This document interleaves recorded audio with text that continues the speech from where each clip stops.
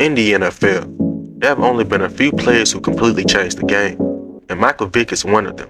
Regarded as one of the most electrifying and dynamic players to ever grace the NFL gridiron, Vick's blend of speed, agility, and arm strength revolutionized the quarterback position, captivating fans with his jaw-dropping athleticism and playmaking abilities.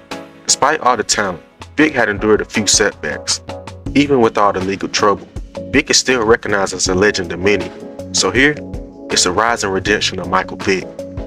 Residing in Newport News, Virginia, Michael Vick grew up in a tough area of his hometown, a place dominated by drugs and gang activity. Like his father, who gave him his first football at the age of 3, Vick showed an early talent for the game. At Warwick High School, Vick grew close to the football team's coach, Tommy Raymond.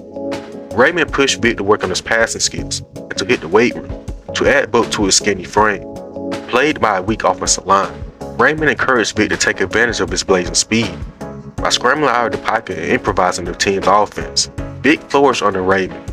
In fact, Vick was a 3-year starter for the Warwick Raiders. He passed for over 4,800 yards with 43 touchdowns and also added 1,048 yards and 18 scores on the ground.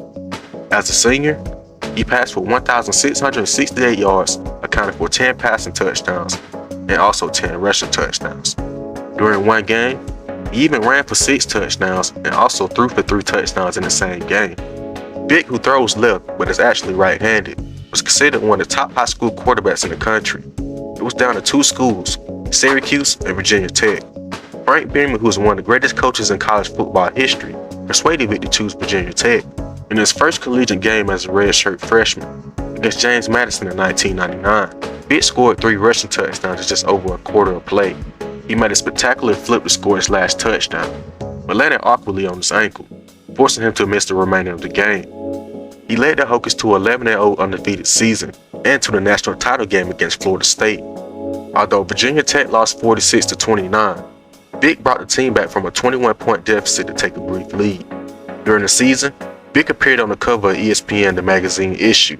He also led the NCAA in passing efficiency in 1999, a record for a freshman, which was 180.4 and the 30th highest all-time mark. Vick also won both an ESPY award as the nation's top college football player and the first ever Archie Griffin Award as college football's most valuable player. He also won the Big East Offensive Player of the Year and was invited to the 1999 Heisman Trophy presentation and finished third in the voting behind Ron Dayne and Joe Hamilton.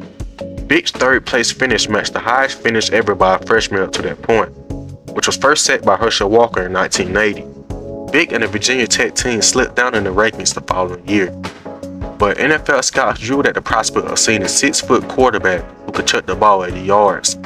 His athletic prowess even caught the attention of the MLB. During the 2000 MLB draft, the Colorado Rockies selected Vick in the 30th round, despite the fact that he hadn't even played in the game since he was 14. One highlight of Vick's last season as a Hokie was his career rushing total of 210 yards against Boston College. His football accomplishments in 2 seasons led to his induction to the Virginia Tech Sports Hall of Fame in 2017. He left Virginia Tech after his redshirt sophomore season to declare for the NFL draft, aware that the rest of his family was still living in their 3-bedroom apartment. Michael Vick partook in the NFL Combine in 2001. According to Pro Football Reference, Vick recorded a 4.33 40-yard dash time at the Combine. That time makes Vick to this day the fastest 40-yard dash ever recorded at his position. There are even reports that some people had him at a 4.25. The NFL had never seen a quarterback this athletic ever. In desperate need of a quarterback and a star, the Atlanta Falcons traded up to the number 1 overall pick in the 2001 draft and selected him. Vick received a 6-year, $62 million contract and a $15 million signing bonus. He barely played his rookie year, but Vick became the starter the following season. Vick made 15 starts in 2002, missing 1 game against the New York Giants with a sprained shoulder. He completed 55% of his passes for 2,936 yards and 16 touchdowns. He also had 113 carries for 777 yards and 8 rushing touchdowns. Vick set numerous single-game career highs during that season, including passes completed, pass attempts, and passing yards. Vick also set a then NFL record for rushing yards by a quarterback in a single game, with 173 yards against the Minnesota Vikings. He also topped 3rd in team history for the best touchdown to interception ratio in the season.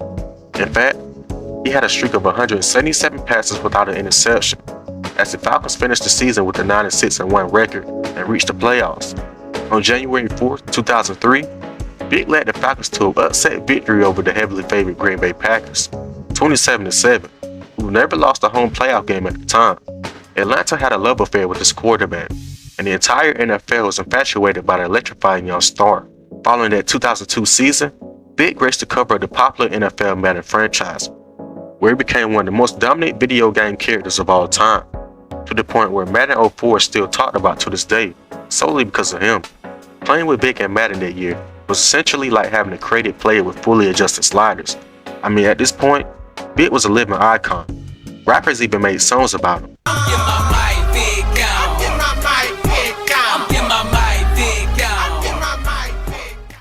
Vick went on to lead the Falcons to the team's first division title since 1998 in the 2004 season, before leading them to the NFC Conference Championship game. He finished as the runner-up in the MVP race, and was the sole reason why Peyton Manning wasn't a unanimous selection that year. The script seemed to be going as planned. The Falcons were now title contenders, and Vick was the franchise quarterback the club had yearned for. That season, team officials handed Vick a lavish 10-year, $130 million contract. He then went on to become the first quarterback in NFL history to rush for over 1,000 yards in a season in 2006, but plagued by poor decision-making and a questionable circle of friends. There were concerns about his maturity and his ability to handle the stardom that had been thrust upon him. While Vick openly talked about leaving his hometown was never far behind him. In his $3.8 million home in Duluth, Georgia, it was a playground for Vick and his childhood pals. Yet trouble seemed to be always nipping at Vick's heels. In 2004, two men driving a truck owned by Vick were arrested for transporting a large quantity of marijuana. Vick was never prosecuted though. The following year, a woman sued him for allegedly giving her a sexually transmitted disease. But more serious trouble came 2 years later. In April 2007, authorities investigated drug activity related to a cousin of Vick's, and they raided a property owned by the football star in Surrey County, Virginia. The raid unveiled an entrenched dogfighting scene and included a number of injured animals. Vick denied any connection to the ring, even going so far as to tell an NFL commissioner in person that he had nothing to do with it. But as pressure mounted and the evidence connecting Vick to the ring increased, the Falcons quarterback pled guilty. In August 2007, he admitted he had bankrolled and participated in the operation.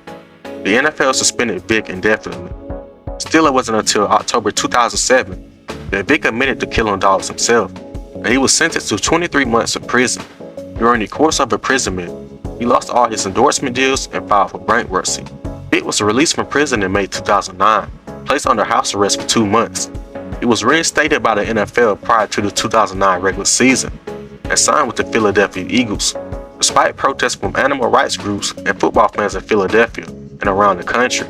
Vick served as a backup until an injury to the team's starting quarterback in the first game of the 2010 season thrust him into the lineup. Vick played with the newfound poise in his return to the NFL, setting career highs by passing for over 3,000 yards and 21 touchdowns in only 12 games, while completing 62.6% of his passes after having a career completion percentage of just 53.7%. He was named to the Pro Bowl and earned Comeback Player of the Year honors for his play in 2010.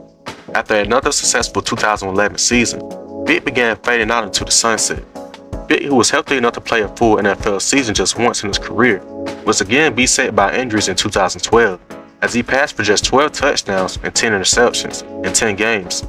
The same problems occurred for Vick again in 2013, and he appeared in just 6 games and was replaced as the Eagles starting quarterback.